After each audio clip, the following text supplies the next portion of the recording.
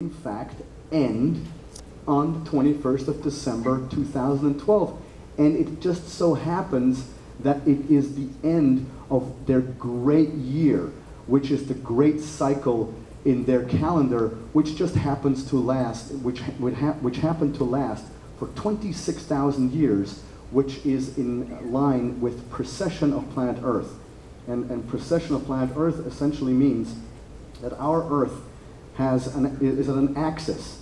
And this axis, it wobbles.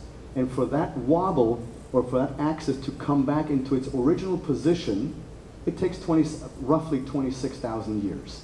And that is called a great year. So, this is the end of this one giant precession cycle of this great year. And what? At the end of this 26,000 years, this axis is just going to stop in midair? Or does wobble? Or will it continue? Well, obviously it's going to continue. So, just like when on the 31st of December of each year, and I mean, not today anymore with our cell phone devices and things like that, but let's say 5 or 10 years ago, every year on the 31st of December, what did you do?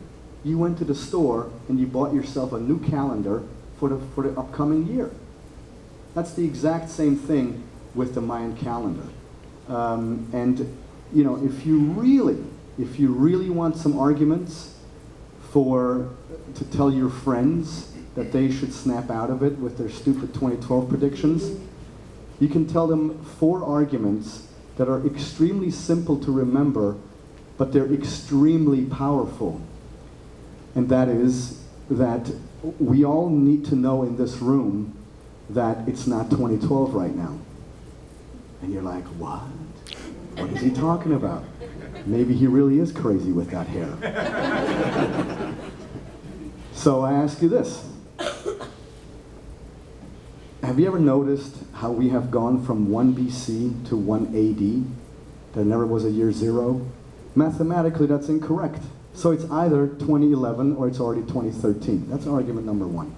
Argument number 2 is that, you know, according to our, you know, scholars and stuff, we're told that our calendar began when Jesus died on the cross.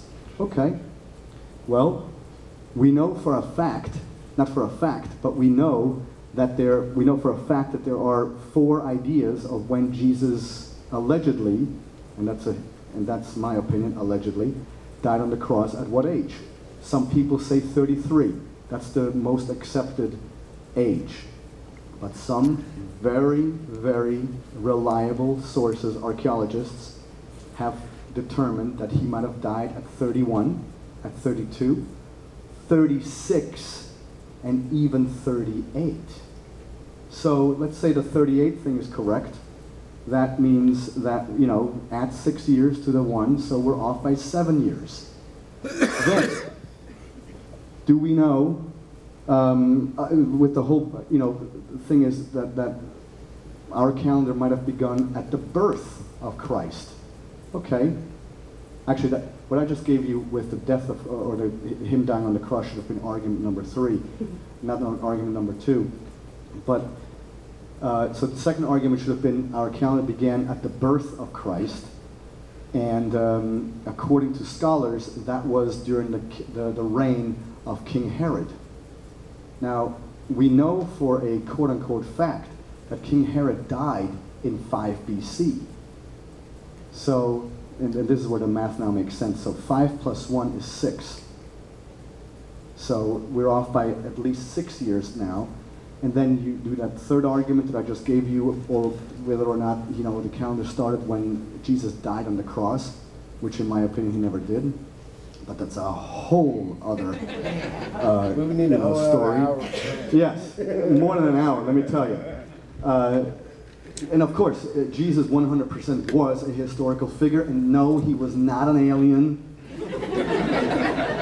And you know, and then argument number 4 is, you know, do we know is it possible that the calendar began when the Romans ultimately instituted the Christian calendar as their religion, or when they instituted Christianity as their religion?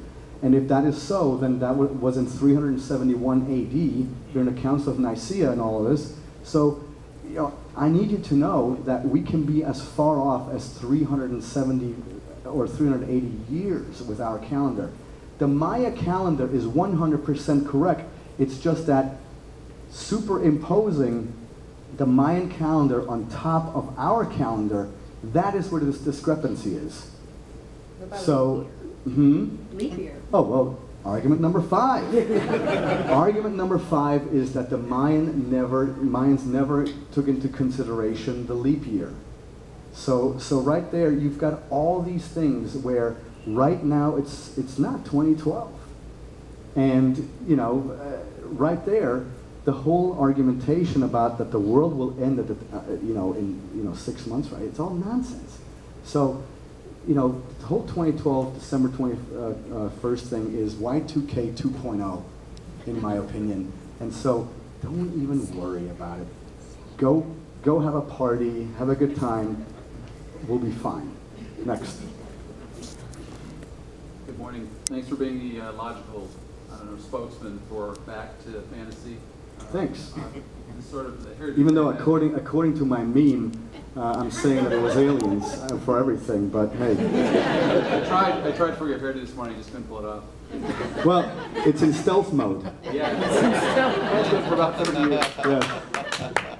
I gotta ask, what's your favorite sci-fi show? To me, it'd be obvious that it's gotta be Stargate, but I mean, it's the blend of. Well, to be honest with you, I love the original Stargate movie, the 1994 Stargate movie. I mean, it was such an awesome ancient alien movie, even though I disagree that, you know, we were ever used as a slave species by aliens in the remote past. And that is the idea, you know, that's, you know, in Stargate and stuff. But, you know, I'm a huge fan of Star Trek, obviously, the original and Star Trek Next Generation. But overall, I'm a Star Wars dude. And only the original 3. The new ones do not exist in my book.